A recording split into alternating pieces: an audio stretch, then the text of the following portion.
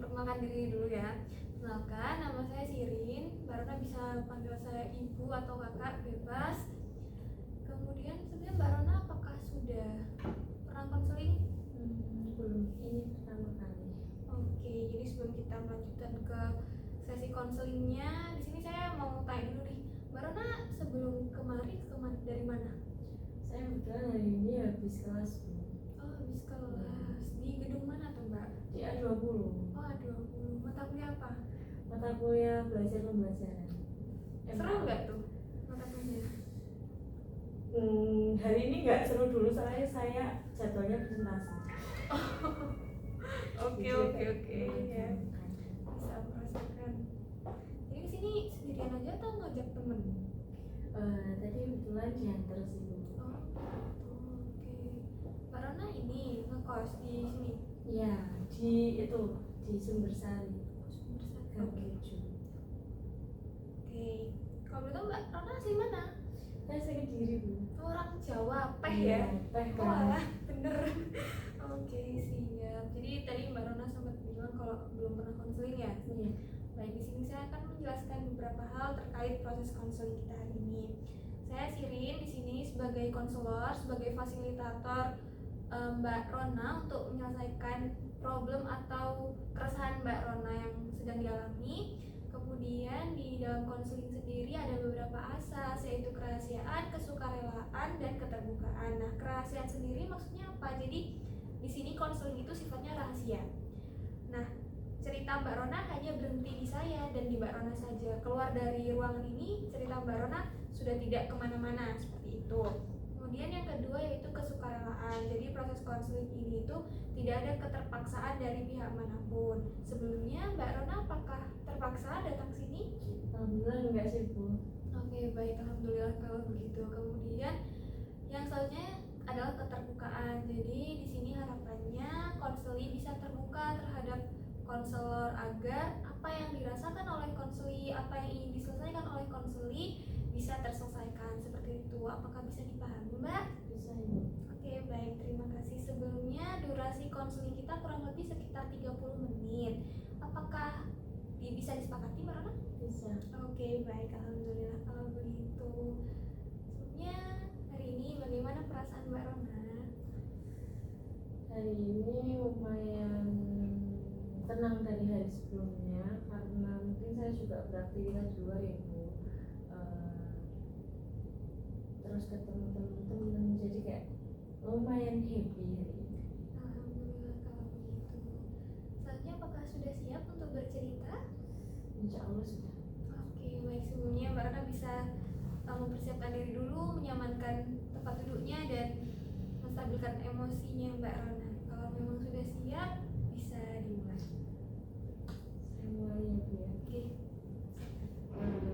Jadi saya kan dari SD sampai SMA tuh di dalam kota, belum pernah kayak mondok itu nggak pernah.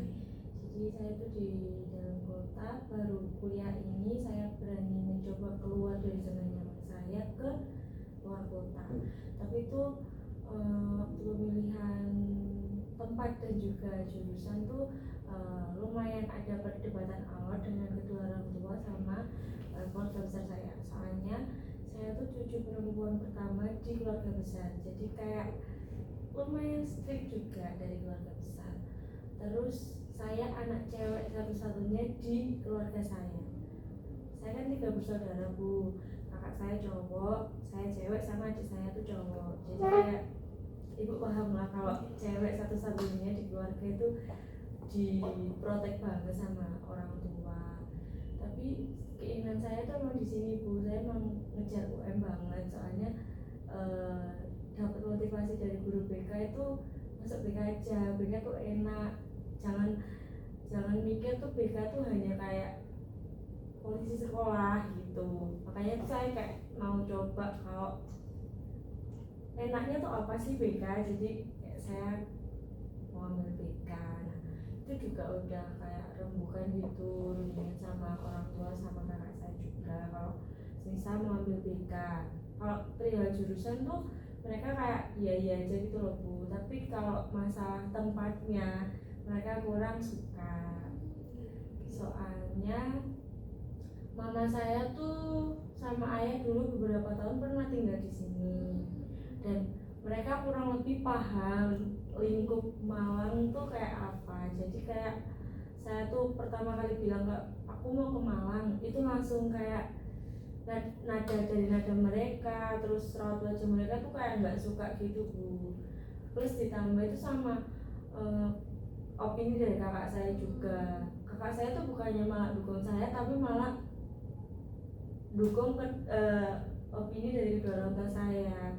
Soalnya kayak emang protek banget gitu loh Bu, dan saya tuh merasa kayak terkekang gitu. Saya tuh niatnya kan pengen explore lagi yang lebih luas gitu loh Bu. Kalau dari hanya lingkup di kota saya tuh kalau menurut saya tuh kurang gitu pengalamannya. Sama univ di sana tuh yang negeri tuh nggak ada dua deh Bu, cuma satu aja. Jadi kayak kurang kalau menurut saya. Kan setelah perdebatan awal tuh saya cerita ke Bude, saya tuh lebih condong deket ke Bude Bu. Soalnya dari kecil pun udah bareng-bareng gitu kan, tinggalnya bisa cuma mama sama ya di rumah sendiri, akhirnya kayak misal rumah gitu. Saya cerita ke Bude gini, kalau kata Bude itu coba dibicarakan lagi tapi dengan pikiran yang udah lebih tenang gitu loh Bu. Saya harus menyiapkan opini yang memang benar-benar tuh bisa diterima sama kedua orang tua saya.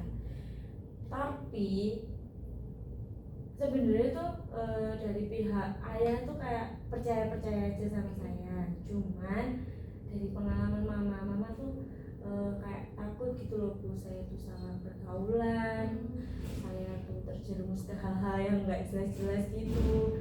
Terus akhirnya tuh saya kayak coba bicara berdua sama mama, kayak meyakinkan kalau saya tuh nggak bakal ngapa-ngapain. Tujuan saya ke Malang tuh ya sekolah, cari ilmu. Nanti kalau misalnya saya udah selesai pun saya pulang gitu loh ke rumah. Terus akhirnya tuh mama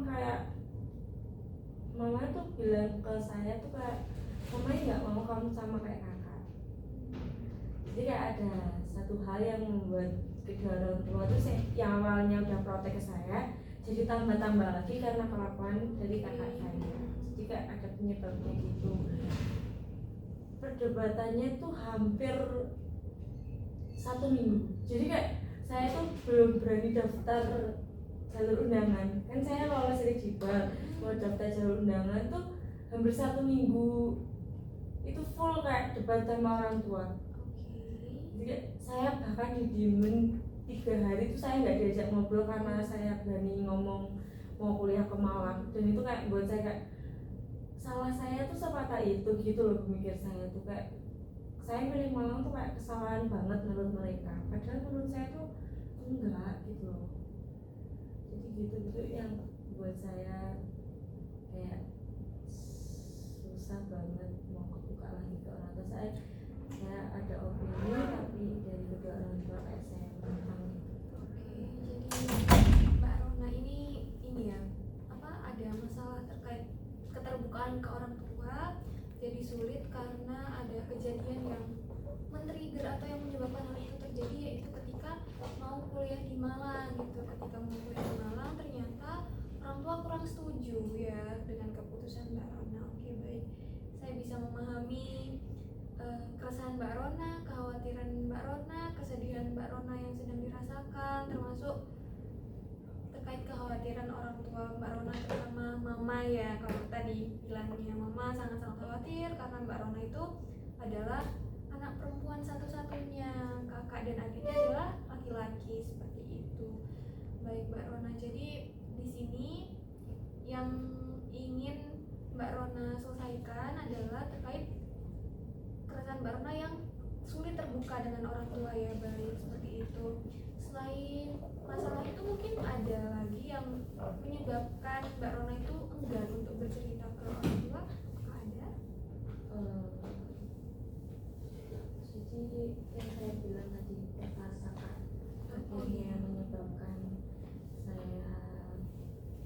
lebih diperhatikan sama ayah, itu salah satunya.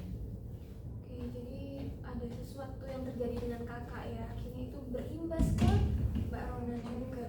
Itu dia akhirnya membuat Mbak Rona kebingungan ya, enggan untuk bercerita ke orang tua gitu. Jadi selama ini apakah Mbak Rona masih enggan untuk bercerita? Maksudnya ketika sudah di Malang itu masih ada, nggak pernah ngobrol lebih jauh dengan orang tua seperti itu? Selama saya di Malang itu saya bercerita bu keseharian saya, kayak bahkan setiap hari itu telepon, setiap sore itu telepon sama mama. Tapi ya kayak cuman saya hari ini kuliah sampai jam segini, tadi akhirnya gini. Tapi kalau misalnya ada kejadian yang emang menurut saya itu berdampak ke saya, tapi saya tuh nggak berani bercerita ke orang tua, takutnya nanti kayak ya gitu mama langsung kayak kan apa yang mama bilang, mama kan udah pernah bilang gini, takut saya omongan kayak gitu tuh keluar dari mulut mama saya kan takut ya bu kalau misal omongan kayak gitu keluar nanti perasaan saya yang kayak mending dari awal aku nggak cerita deh kayak gitu, jadi saya takutnya itu. Ya ada perasaan nggak enak ya, nggak enak mau cerita karena takut mama bilang kayak gitu tadi. Oke, baik, saya bisa mengerti apa yang dirasakan oleh Mbak Rona. Jadi selama ini kalau misal ada hal yang tidak mengenakan Mbak Rona ceritanya ke siapa dong? Saya lebih milih mendem sebenarnya bos, mendem sendiri. Tapi kalau semisal kayak udah gak bisa banget, saya tuh berani untuk cerita ke ayah saya.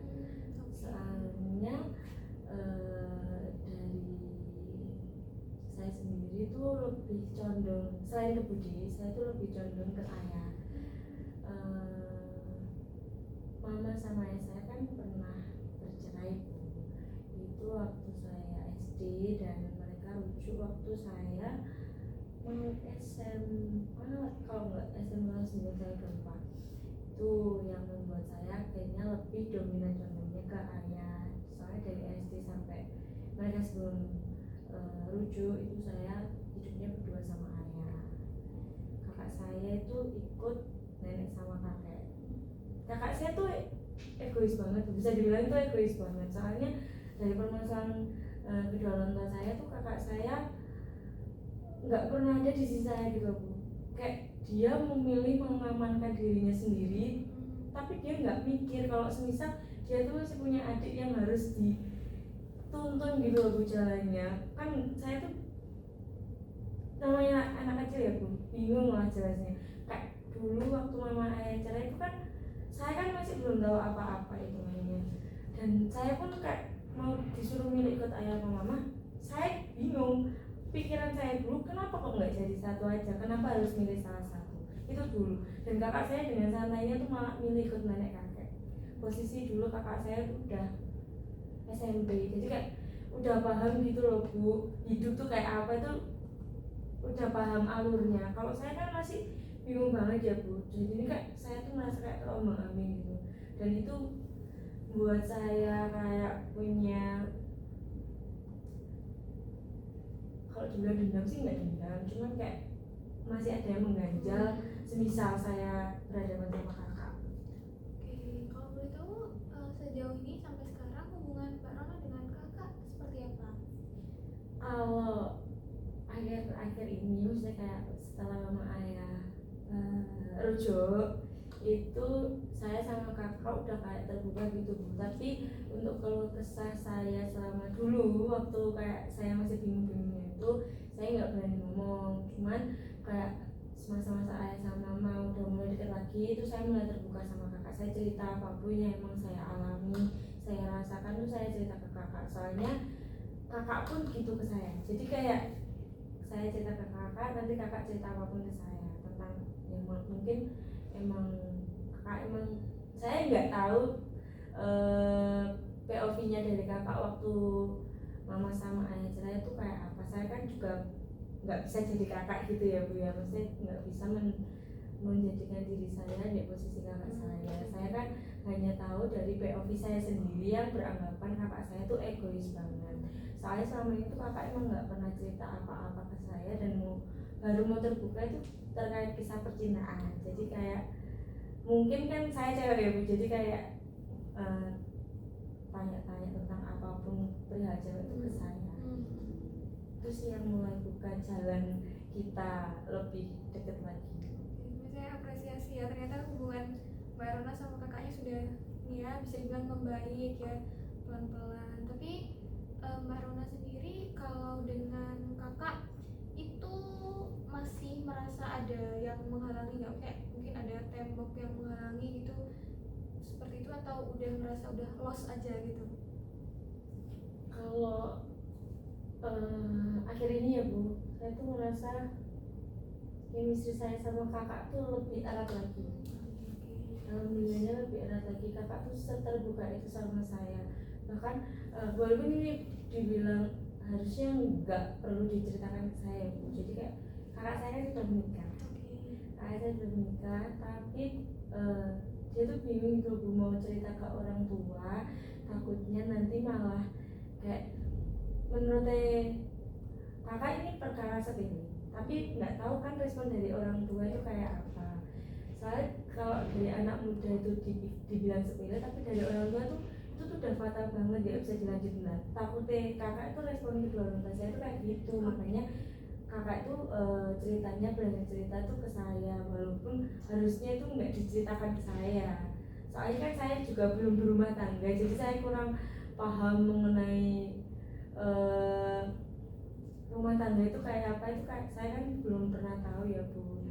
Jadi ya gitu. Tapi saya paham dari posisi kakak tuh serba salah gitu mau cerita ke siapa.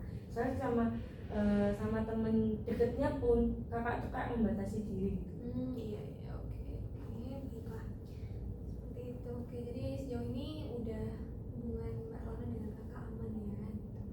Baik, tadi kan saya sempat bertanya terkait apa kalau Mbak Rona cerita ini ceritanya ke ayah ya.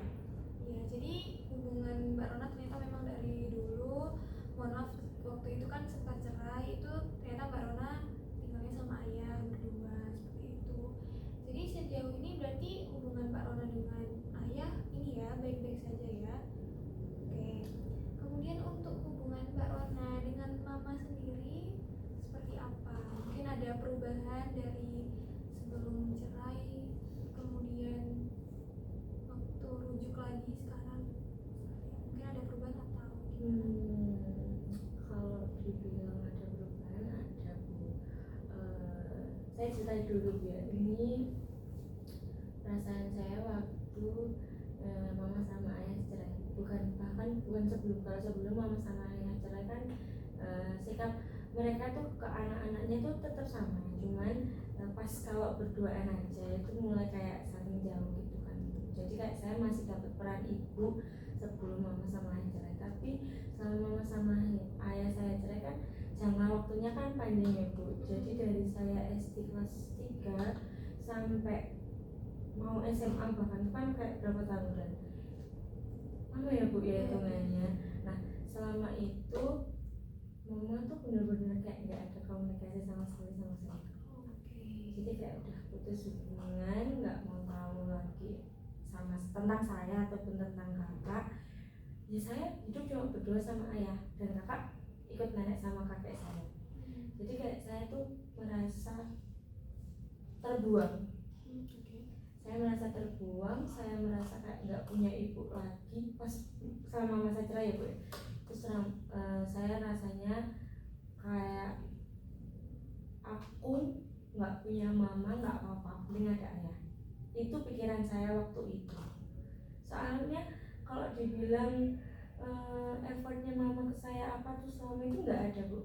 Bener-bener udah lost kontak. Bahkan saya tuh kayak bingung sendiri gitu loh Bu, kayak saya tuh masih punya mama apa enggak gitu. Soalnya bener-bener nggak ada komunikasi sama sekali. Bahkan saya tuh tanya ke pihak keluarga mama, bahkan mereka tuh nggak ada yang dihubungi kecuali bude saya. Saya tahu kabar mama itu dari bude. Terus sama tuh saya kayak tanya ke bude tuh, bude selama ini mama pernah nggak tanya tentang saya? Dan nggak ada. Bahkan mama saya nikah pun itu bude yang ngabarin saya.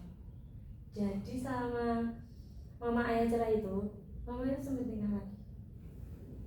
Mama menikah lagi, terus sama Bude kan saya dikabari, saya panggilannya kan kakak ya Bu, kak mau ikut enggak di nikahan mama. Di situ saya kayak bener-bener kaget, kayak nggak percaya gitu loh Bu, kok bisa gitu.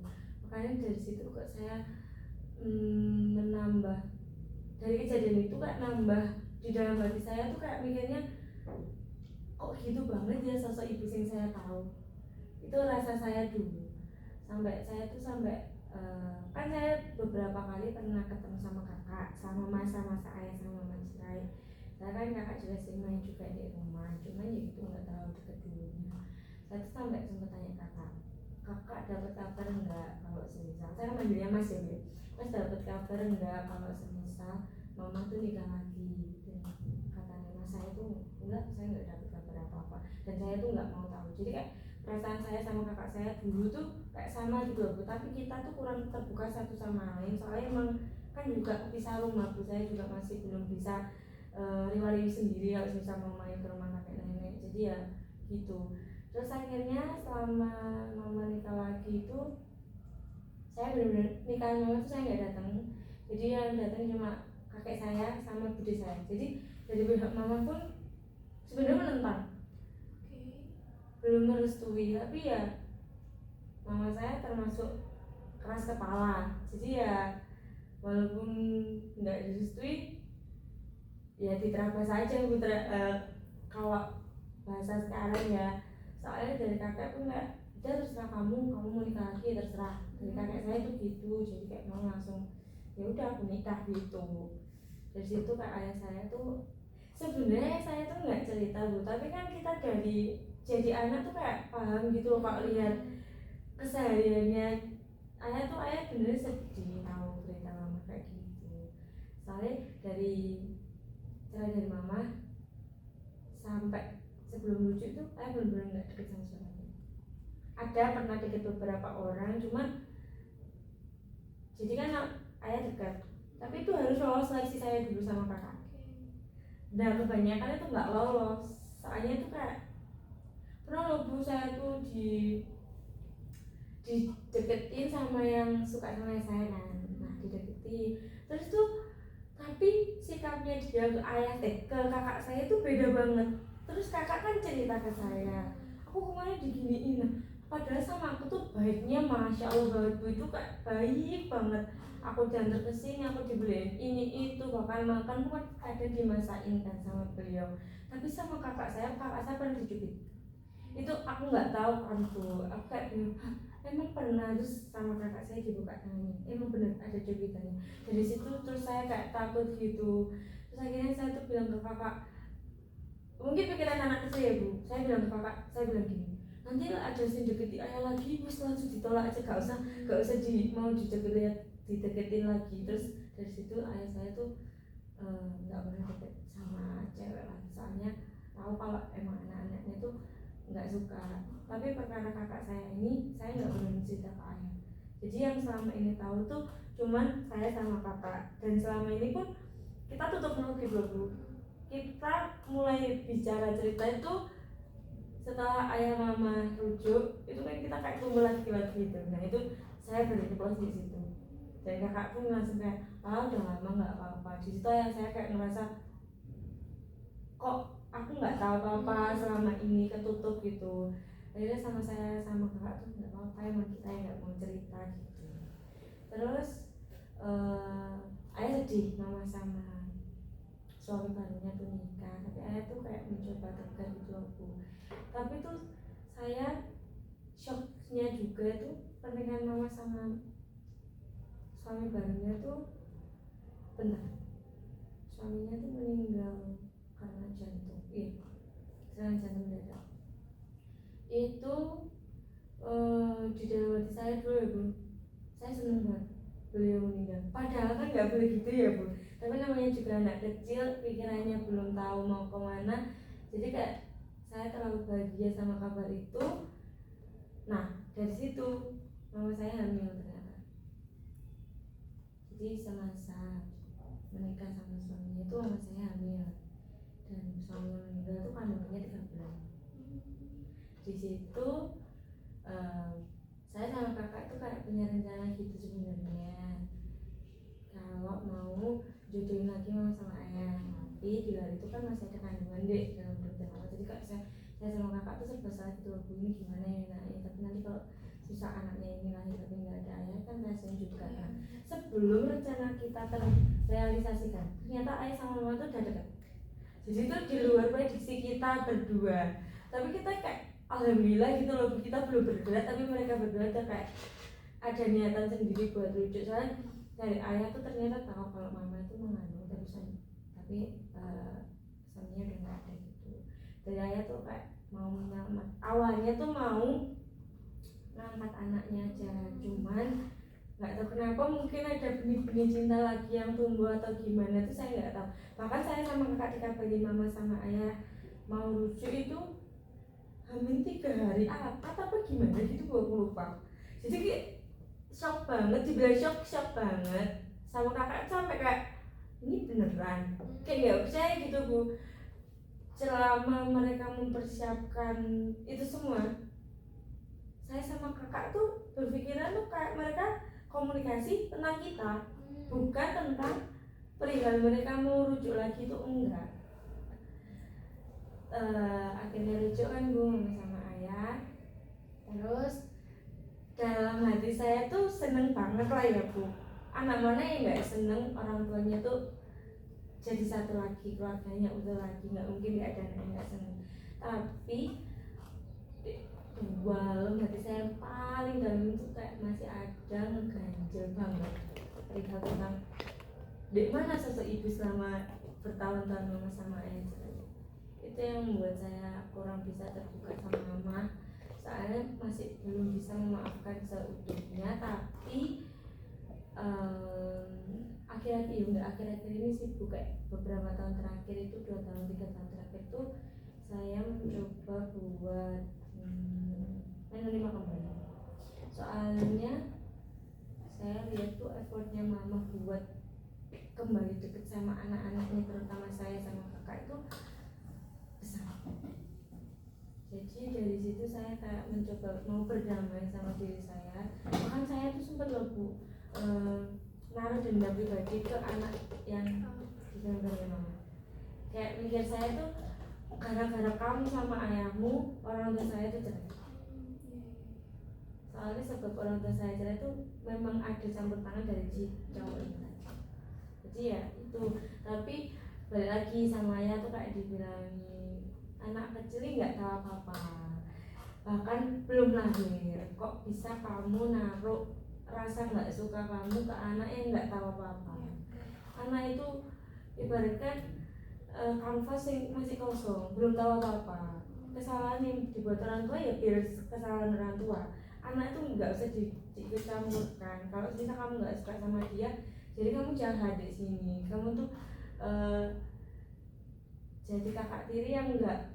Pokoknya ini kak ayah tuh menjelaskan kalau kamu jangan jahat gitu loh. Kakak mas saya itu menerima, kok kamu nggak bisa terima itu kenapa gitu. Sedangkan kamu sama kakak tuh sama gitu loh. Kamu nggak dapat kasih sayang mama, nggak dapat ini, tapi kok yang naruh dendam cuma kamu. Ayah tuh bilangnya gitu. Terus dari situ saya kayak mikir, oh iya setiap orang tuh udah pasti ada kesempatan kedua. Sebesar apapun kesalahannya tuh mesti ada kesempatan kedua itu bu, untuk memperbaiki diri dan semuanya. Jadi saya mikir kayak oh oke, aku mau kasih kesempatan kedua buat mama untuk coba dekat lagi ke kita. Dan jadi dari sekarang hasilnya kayak gini. Jadi hasilnya kayak gini tuh gimana tuh? Mungkin bisa dijelaskan? Ya gitu bu, saya udah nggak mencari-cari lagi sosok ibu yang sesungguhnya kayak apa, karena sosok ibu saya sudah kembali lagi ke keluarga saya yang awalnya terpecah belah hitungannya ya bu, soalnya mama sendiri, saya sama ayah, kakak pun sendiri. Dan dari hal itu kak bahkan bisa hampir setiap minggu misal saya nggak ngerantau itu bisa kumpul lagi. Jadi kayak tambah deket lagi gitu loh bu, walaupun kakak menikah tuh kayak tambah ramai aja, ketambahan istrinya kakak, anaknya kakak. Dari situ kayak keluarga saya tuh kayak oh jadi keluarga tuh kayak gini ya. saya jadi tahu kalau semisal naruh dendam lama-lama tuh juga nggak baik buat kita, soalnya nggak ada benefit apapun ke kita juga. Betul. Wah, luar biasa ya ceritanya Mbak Rona. Saya jadi ikut bahagia karena orang tuanya Mbak Rona rujuk lagi. Saya jadi ikut terharu juga terkait cerita masa lalu keluarganya Mbak Rona yang sangat-sangat bisa dibilang struggle-nya tuh kerasa banget gitu ya. Apalagi waktu itu orang tua Mbak Rona cerainya ketika Mbak Rona masih kecil ya, masih anak kecil dan belum tahu apa-apa seperti itu. Jadi sekarang hubungan Mbak Rona dengan mama Mbak Rona sudah ini ya, sudah lebih baik. Alhamdulillah Sudah berani cerita ke mama. Karena di sini saya juga alhamdulillahnya selama 3 semester di sini tuh kayak permasalahan yang saya alami tuh paling berat tuh mungkin cuma pernah ada masalah di organisasi aja. Selebihnya itu kayak aman-aman aja, dari pertemanan, perkuliahan itu alhamdulillahnya semua lancar. Jadi selama 3 semester ini saya belum pernah dapat masalah ya. Kami nggak mau juga dapat masalah berat. Jadi kayak belum ada yang mau diceritakan ke mama gitu.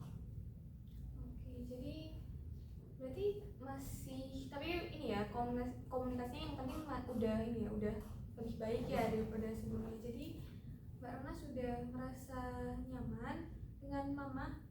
Alhamdulillah sudah. Mau bagaimanapun kan itu ibu kandung saya ya, Bu. Jadi saya harus ya menyamankan diri senyaman mungkin kan. Jadi sudah ini ya, sudah mulai berdamai ya. Lalu hubungan Mbak Rona dengan adik tiri Mbak Rona gimana? Saya itu paling dekat dari kita bertiga bersaudara ya, Bu. Saya itu paling dekat emang sama adik. Soalnya dari sebelum lahir sampai sekarang, udah mau masuk SD bahkan sekarang, itu emang paling dekat sama saya. Soalnya kan serumah.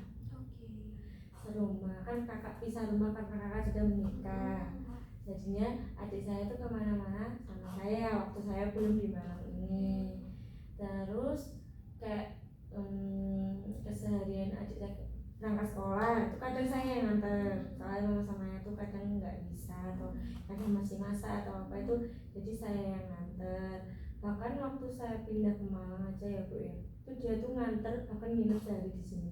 Soalnya nggak mau pulang, soalnya katanya gini, nanti kakak ditinggal tuh kakak sendiri di sini. Dia malah mikirin saya gitu loh dibanding orang tua. Malah orang saya tuh kayak gini, Bu, udah nggak apa-apa mandiri, ditinggal langsung ya mama sama ayah pulang. Dan saya tuh kayak ya awal-awal ngekos pasti kan homesick ya, Bu. Akhirnya itu saya kayak nggak mau nginep dulu di sini 1 hari 2 hari, saya bilang gitu. Terus dari opini adik saya nggak mau pulang itu, akhirnya mama sama ayah saya tuh nginep di sini tapi bukan di kos saya. Jadi kayak 3 hari mereka nginep di Batu. Jadi kayak 3 hari sebelum saya kuliah, 1 minggu sebelum saya kuliah kan saya udah bayangan kesini. Nah itu waktu 3 hari itu dibuat ya udah refreshing di Batu dan sekitarnya untuk melepas saya di perantauan ini. Oke, baik, bagus, alhamdulillah ya. Wah, saya jadi ikut seneng nih ya mendengar ceritanya Mbak Rona. Soalnya Mbak Rona kelihatan kalau bahagia gitu. Jadi gimana nih perasaan Mbak Rona setelah bercerita seperti itu? Gimana? Perasaan saya tuh alhamdulillah tuh saya senang bisa membagikan cerita hidup saya yang kalau dibilang sedih itu ya nggak sedih-sedih banget, kayak roller coaster ya, Bu, jatuhnya. Kayak waktu kecil saya turun, waktu besar saya alhamdulillah sama tuh. Saya percaya kalau misal Tuhan ngasih umatnya itu cobaan, pasti digantikan yang lebih berlipat-lipat lagi kebahagiaannya. Jadi ya mungkin ini hikmah yang saya ambil dari kalau dibilang kesengsaraan waktu kecil tuh ya enggak juga, saya musibah saya di waktu kecil, sekarang tuh saya nuainya di masa sekarang. Baik, begitu. Jadi ini ya sudah ngerasa apa ya namanya, udah ngerasa nyaman ya sama kondisi keluarga saat ini gitu. Jadi kemudian sekarang apa yang dirasakan sama Mbak Rona? Kalau sekarang ya Bu, sebenarnya tuh kalau permasalahan keluarga itu saya nggak begitu banyak. Saya tuh kalau akhir-akhir ini tuh saya ada masalah sama cowok saya. Dan ini imbas dari kelakuan kakak saya di masa lalu itu yang saya ceritakan. Sebenarnya saya sama cowok saya tuh kenal tuh ya dari kakak. Kenal dari kakak. Cowok saya ini itu temen nongkrongnya kakak. Jadi saya tuh kenal dia waktu saya diajak nongkrong sama kakak saya. Nah terus ya udah dari situ kenalan, akhirnya saya pacaran. Dan itu udah kan awal tadi kan saya cerita kalau semisal keluarga saya sesetrik itu ya ke saya. Jadi waktu saya pacaran tuh ada perdebatan alot lagi perihal itu.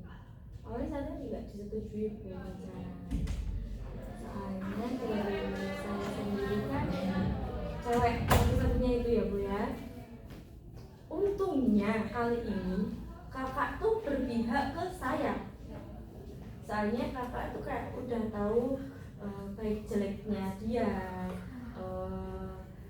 tuh orangnya gimana. Itu kakak itu udah kayak paham banget gitu loh Bu bahasanya.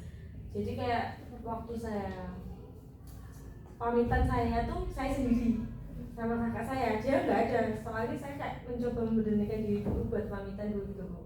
Saya bilang ke orang tua saya punya pacar gitu bilangnya. Terus sama orang tua saya kayak, hah? Saya kecil kok pacaran? Padahal tuh saya udah SMA Bu. Jujur aja, saya itu cowok pertama yang tak kenalin ke orang tua Bu. Sebelumnya pacar saya tuh nggak pernah saya kenalin, soalnya ya takutnya gitu. Soalnya kakak saya tuh, jadi kayak setiap saya deket sama cowok, saya tuh lapor ke kakak saya dulu. Nanti sama kakak saya tuh diseleksi, ini pantas nggak dikenalin ke orang tua, apa ini cocok nggak sama kamu gitu. Disaring dulu sama kakak, dan yang lolos cuma ya dia tuh yang terakhir itu. Jadi menurut saya lain-lainnya tuh nggak pernah saya kenalin, soalnya dari kakak tuh udah kayak nggak. Beda dari kakak udah enggak, saya juga enggak. Saya mencoba memberanikan diri cerita ke orang tua saya, nanti saya tanya siapa, suruh sini gitu. Itu dari ayah. Itu kan vibe-nya udah kayak wah menegangkannya Bu ya. Saya takut, aduh kok bawa dia. Terus saya bilang ke ayah, aku mau cerita toh, nggak usah suruh bawa ke sini, aku bilang gitu. Tapi itu sama mama saya tuh kayak di dem-dem gitu Bu ya. Saya gak apa-apa wis besar pacaran. Maaf ya aku pakai bahasa Jawa ya Bu ya.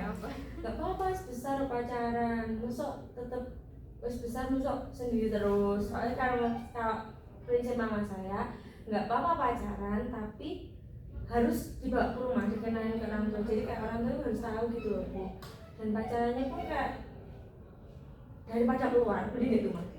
Itu kalau orang tua saya. Soalnya di rumah kan masih bisa dibantu orang tua juga ya Bu. Dan saya pun juga nggak mau macam-macam gitu loh Bu pacarannya. Kayak pacaran ya udah pacaran aja, nggak mau yang neko-neko gimana pun. Akhirnya sama ayah tuh kayak nggak apa-apa. Ya kalau kamu memang berani ngomong kalau kamu pacaran bawa ke rumah. Nah dari situ saya udah mulai kayak keringet dingin tuh Bu. Ini apa gitu kan. Terus saya minta kakak saya. Posisi di situ mama sama ayah saya tuh kayak ngobrol berdua gitu Bu. Dan saya pun kayak enggak, ayo nggak usah diajak ke sini, saya nyimpen gitu kan Bu. Terus saya tuh ngechat kakak saya posisi kayak, Mas, ini suruh bawa ke rumah ya apa, aku bilang gitu kan Bu. Terus sama kakak saya, iya OTW. Loh, saya bingung, kok OTW? Ya apa, padahal aku belum bilang ke dia kalau sini saya disuruh ke rumah sama ayah. Terus kakak saya bilang OTW deh. Pikiran saya tuh, oh jadi kakak saya yang mau ke rumah gitu tuh Bu, pikiran saya. Ya udah, terus akhirnya pas setelah kakak saya bilang OTW itu posisi kan di ruang keluarga ya Bu ya. Kakak saya ada di ruang tamu, assalamualaikum gitu, waalaikumsalam, tapi suaranya dua Bu. Dari situ saya kayak, kok dua suaranya? Saya masih mencoba berpositif thinking, oh temennya mungkin diajak pulang, biasanya kan nongkrong di kamar gitu kan. Nah itu, biasanya saya kan main HP, saya main HP nggak lihat kakak saya, soalnya kayak malah kakak aku dilihat pikir saya gitu. Saya itu udah kan Bu, aku main HP, kakak duduk di sebelah ayah. Nah, sebelahku ini loh Bu ada yang duduk. Aku tapi nggak tak pikir kan kakak ya. Soalnya kan nggak temen kakak kan biasanya langsung ke kamar kakak setelah saling main ke orang tua saya. Nah itu kok duduk di sebelah saya. Tak tengok lah Bu. Set, loh, kok cowokku aku mikir gitu kan. Terus dari situ kayak ayah saya tuh pandangnya ya Allah Bu. Kalau semisal laser bisa keluar lewat mata ayah saya tuh keluar Bu lasernya. Kayak sesinis itu ya, tidak emang cuma mesam-mesam kayak itu gitu. Ternyata dia tuh emang sering main ke rumah saya kan, tapi kayak memperkenalkan diri sebagai temennya kakak, bukan cowok saya. Di situ dia memperkenalkan diri. Oh ya, om saya nama saya ini, saya pacarnya Rona. Wah di situ saya lemes, bener-bener lemes banget Bu. Setelah itu ayah saya kayak berapa lama kayak nadanya tuh nggak enak gitu loh Bu. Terus saya kan bilang gini tuh, nadanya biasa aja loh ya, aku bilang gitu kan. Mesti kan tanya ke orang, ya walaupun ayah saya nggak suka ya harusnya tetap ada sopannya gitu loh Bu tanyanya. Sama mah dipukul kan ayah saya, gak usah gitu takut nanti anaknya gitu kan. Terus saya lihat tuh lebih lucunya lagi ya Bu ya, soal saya tuh sampai kayak ya Allah Bu, di sini tuh keringetin netes nggak karo-karo Bu. Sampai saya tuh ngambil tisu tak kasihkan ke dia. No tisu buat dilap, aku bilang gitu. Sampai kakak saya lihat deh sebelahnya saya ketawa apa nggak bantu apa-apa. Tapi setelah ditanya, oh pacarnya baru segini, oh gini. Dari situ ayah saya kayak punya apa kok berani pacarin anak saya. Vibe-nya kayak mau lamaran ya Bu ya. Terus akhirnya tuh sama kakak itu kayak terus itu kayaknya wis main di sini, aku wis kenal anaknya. Oh ya samain dia tahu anaknya apa. Ya saya digituin sama kakak saya. Terus nggak tahu kenapa itu ayah saya mendadak langsung alatnya itu hilang Bu. Oh ya udah pacaran nggak sama macam-macam. Jadi itu langsung aku kayak nge-freeze gitu Bu. Hah, serius saya bilang gini, aku bilang gitu kan Bu. Terus sama mama diginiin, wes terus disetujui, gue lancar-lancar gak bilang gitu. Terus saya kak lihat saya kakak saya kak masih bilang kayak makasih ya, aku bilang gitu secara nggak langsung. Terus akhirnya ya sama mama itu pergi, wah saya tuh kasih tuh kakak saya, lo katanya OTW, kok OTW sama ini, aku bilang gitu. Lo aku tadi lo nongkrong terus nggak chat gitu, anaknya tak tanya sing ini, kakak saya tanya ke cowok saya kan, ayo di rumahku wanita. Terus cewek saya ternyata berani, akhirnya ya udah mereka berdua OTW itu Bu. Dari situ alhamdulillah lancar-lancar aja buat saya sama cowok saya ini. Terus akhirnya saya masalah, dia kan juga di Malang, itu yang menambah orang tua saya tuh kayak oke, kamu di Malang nggak apa wis ini aja ini. Terus kakak saya juga kayak percaya banget sama si cowok ini, akhirnya ya udah. Tapi ternyata setelah 2 tahun saya pacaran putus. Itu yang buat saya kayak siapa ini yang mau tak jadikan pegangan di Malang. Soalnya dulu waktu saya mata kan yang tak jadikan pegangan tuh dia gitu loh, yang dipercaya orang saya tuh dia. Tapi sampai sekarang saya tuh masih belum berani kayak biar cerita kalau saya tuh udah putus. Soalnya dari mama saya tuh sesuka itu ke dia. Maka saya nggak pulang pun nggak apa-apa, penting dia pulang di rumah. Kebalik kan Bu? Kan? Jadi kayak saya anaknya siapa gitu loh. Bahkan kakak saya tuh ke Malang cuma ngambilin dia aja. Enggak saya sebagai adik yang ditanya suaminya masih apa enggak. Bahkan mobil kakak saya pun dibawa sama dia. Jadi emang udah sedekat itu Bu. Bener-bener kayak saya pun ya keluarga dia udah deket banget juga, sama ibu ayahnya tuh udah deket juga. Tapi ya gitu, kita berdua ya bisnis ya. Putus dulu tuh malah bilangnya gini, kalau misal ini kan udah selesai ya Bu. Saya sama dia tuh udah belum putus. Terus dia sama saya tuh kayak masih punya koneksi kuat di otak tuh bilang nggak usah ngomong keluarga. Jangan dulu ngomong keluarga, tapi saya nggak bisa nutupin apapun ke kakak saya. Soalnya kelihatan banget kakak saya tuh udah tahu banget dia sama saya tuh kayak gimana. Jadi emang nggak bisa ditutup. Jadi sampai sekarang tuh kayak tahunnya lantas saya tuh saya sama dia tuh kayak break gitu. Jadi nggak putus tapi masih ada dulu. Dan dia pun enggak ada cewek juga sekarang, saya pun nggak ada cewek juga. Tapi ya Bu ya, dibilang putus, saya sama dia tuh komunikasinya tetap sama kayak pacaran. Jadi yang hilang tuh cuma statusnya aja, selebihnya tuh nggak ada apa-apa. Ya sama kayak biasanya kita keluar makan bareng, terus pulang pergi ke Kediri pun dia kan juga ke Kediri. Jadi kayak pulangnya tuh sama dia, baliknya ke sini juga sama dia sebenarnya. Terus nongkrong sama kakak tuh dia main ke rumah itu nggak ada bedanya pas ngapel sama aku atau main sama kakak. Jadi selama aku putus sama dia tuh dia masih sering main di rumah dan aku main sama kakak. Jadi kayak saya tuh mau move on nggak bisa tuh, soalnya setiap interaksi apapun tuh dia tuh masih ada deh deket saya gitu loh. Jadi kayak mau lupain pun ya percuma. Itu yang masih kayak masih iya bingung banget saya harus gimana. Untuk perasaan Mbak Rona sendiri ke cowok itu gimana sekarang? Apakah masih ada atau abu-abu gitu? Dibilang abu-abu enggak Bu. Saya kalau dia semisal mau ngajak saya balikan saya mau. Kalau semisal dia ada niatan ya Bu, saya selama ini tuh kayak bingung gitu loh Bu. Cewek kan ya gitu ya Bu ya, harus dikasih kepastian yang pasti kita tuh apa gitu.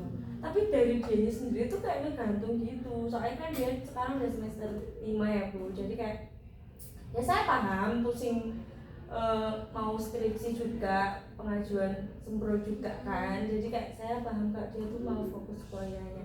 Tapi mau gimana pun dia tuh perlakuan dia ke saya tuh kalau dibilang temen tuh enggak temen banget gitu loh Bu. Harusnya dia bisa ngasih kayak kepastian. Tapi kalau saya misal tanya ke dia kita apa, kesannya kayak saya banget gitu loh Bu yang menunggu dia untuk balikan ke saya tuh enggak, saya enggak mau. Saya tuh masih gengsi saya lebih besar daripada rasa saya ke dia. Jadi bisa dibilang Mbak Rona ini sebenarnya masih ada rasa ya ke cowok tersebut, tapi Mbak Rona gengsi. Tapi kalau misalnya diajak balikan mau. Jadi hubungannya Mbak Rona sekarang sama cowok itu tapi masih kayak dulu ketika pacaran? Iya. Oke, tapi bedanya statusnya aja yang hilang. Benar Bu. Tapi apakah Mbak Rona ada niatan buat lepas dia? Kalau dibilang lepas tuh saya ngelepas Bu sebenarnya. Kayak saya tuh bahkan waktu putus tuh saya bilang ke dia, kalau misal nanti kamu ketemu sama orang baru, apa punya pacar baru, silahkan, saya tuh nggak melarang gitu Bu. Dia tuh ternyata dia tuh sempat deket juga sama cewek setelah sama saya. Tapi prioritas utamanya itu ke saya. Jadi misal dia tuh jalan sama cewek itu, tapi nanti saya minta tolong bantuan entah itu ngantar kertas atau apapun, membelikan makan entah apa itu, dia tuh tetap ngantar ke saya dulu. Cewek ini ditinggal Bu, dan cewek ini cerita ke saya. Ya Allah, oke. Jadi saya kayak bingung, saya tuh harus gimana. Bahkan si cewek ini udah pernah dibawa ke tongkrongan, dikenalkan tuh kakak saya. Terus kakak saya bilang ke saya, si itu loh udah bawa cewek ini tongkrongan. Terus respon saya kayak, oh ya udah, terus mau apa? Saya gitu, soalnya saya bingung mau respon apa Bu. Saya kan juga nggak mungkin ngelarang, oh nggak boleh makan bawa cewek lain, kan nggak mungkin ya Bu ya. Jadi ya gitu, saya tuh dibilang ngelepas tuh bisa Bu, udah ngelepas. Cuman kalau saya dibilang ngelupain seutuhnya tuh problem di diri saya tuh masih belum bisa. Soalnya sikap dia ke saya juga kayak gitu. Jadi kayak saya itu kayak bingung juga gitu Bu. Tapi lah, misal dia udah ada mau pacaran tuh saya membebaskan. Soalnya dia sama saya kan juga statusnya udah selesai. Saya nggak ada hal apapun ke dia juga. Statusnya udah selesai, cuman perlakuannya aja yang belum selesai ya Mbak Rona ya.